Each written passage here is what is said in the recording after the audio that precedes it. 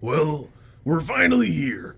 We've reached what might be the zenith of Dan Trachtenberg's career in Predator Badlands.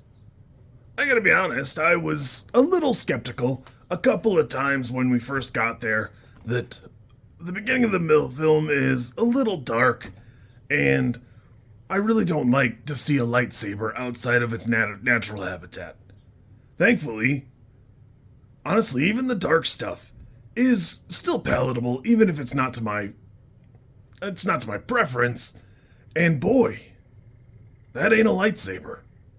I was really worried because it's easy to just make a lightsaber in other science fiction and have it around the whole time, and that's really not what this is. The whole thing is fantastic. From start to finish, it's 107 minutes. This movie stays pretty fresh, pretty crisp.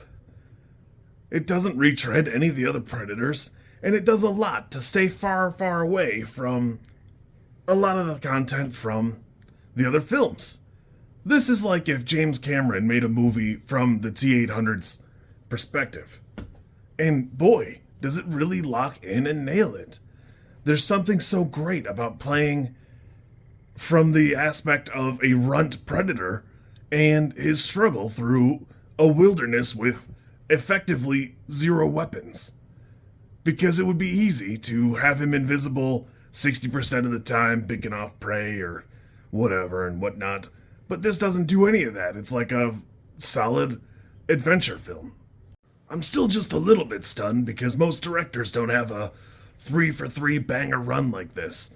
And a lot of people aren't going to want to count Killer of Killers, but I think you're wrong to dismiss it because a lot of people clamor for, I want the Predator just to be dropped into random periods in the Earth timeline, and we've had it. It's right there.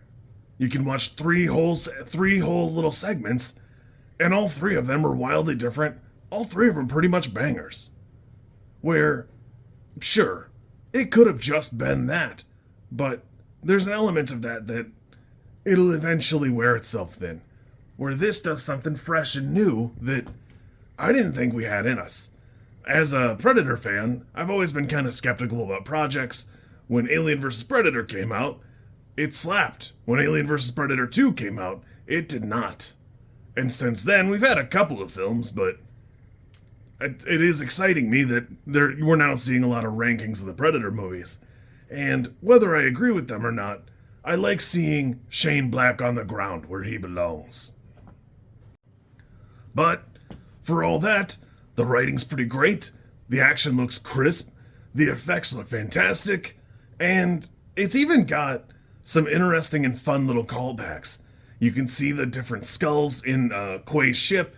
You can see just the hints of something else where it's not too fan servicey, but it's definitely there for somebody with a keen eye. I love him losing most of his weapons real early on because I like that bow, but I could see that, dominating the film, and he does great without it. Everything here does such a good job, and it's such a great piece. If you're not aware, Yautja isn't said in any of the movies up until this point, I don't believe, and I don't think we've ever really gotten much of the Predator homeworld. So it's cool that we got 2 whole scenes about just the homeworld and more into the culture and stuff like this, because I'm sure it's present in some of the comics, but really digging into it really opens it up. I walked out of the theater thinking, oh, this is probably a 9, and I'll go down to an 8 when I wake up in the morning, and I don't think so. This is a 9. Everything about it holds together so well, and it's doing so much work to make itself something different. There are a lot of little tropes in there that normally would make me go, I don't know, and there's some Star Wars-y stuff going on that the answer is there's so many Star Wars films and adaptions that it's just going to be prevalent everywhere in sci-fi if you want to see it that way. But this handles everything pretty well. It does a pretty great job. This is fun, it's good, and it's entertaining. I don't know what more you could want because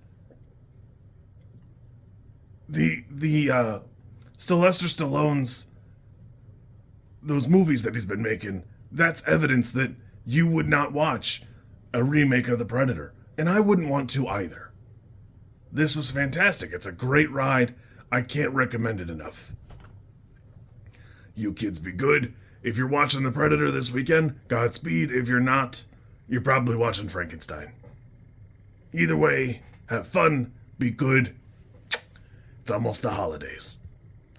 If you like this content, I'm supposed to ask you to like, comment, and subscribe. I think like is here, and comment is probably down there, and subscribe over there somewhere too, I think.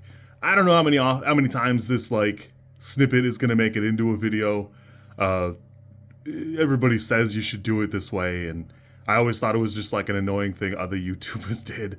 And as you know, I am bad at editing, so if you like it, great, I'm happy for you. If you don't like it, I'm sorry.